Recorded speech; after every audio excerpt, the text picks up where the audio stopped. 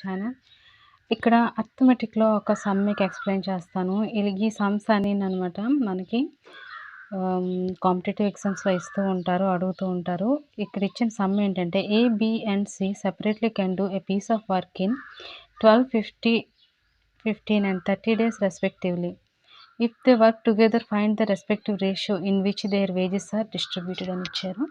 So ఇక్కడ ఏంటంటే A, B, C అనే వాళ్ళు ముగ్గురు సెపరేట్లీ వర్క్ చేశారు. ఒకరితో ఒకరికి ఇది లేకుండా, అంటే ఏ అతని వర్క్ వేరేగా, బి, సి అని వేరే వేరేగా వర్క్ చేశారు. వాళ్ళు ఎన్ని డేస్‌లో చేశారంటే ఏ అనే పర్సన్ 12, బి అనే పర్సన్ 15 డేస్ అండ్ సి అనే పర్సన్ అనమాట 30 డేస్‌లో వర్క్ కంప్లీట్ చేశారు.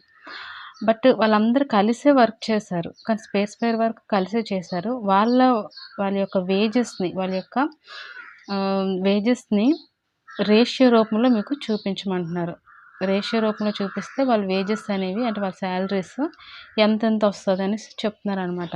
సో వాళ్ళు చేసింది ఒకటే వర్క్ కాబట్టి 1/12 అంటే A:B:C = 1/12 1/15 1/30.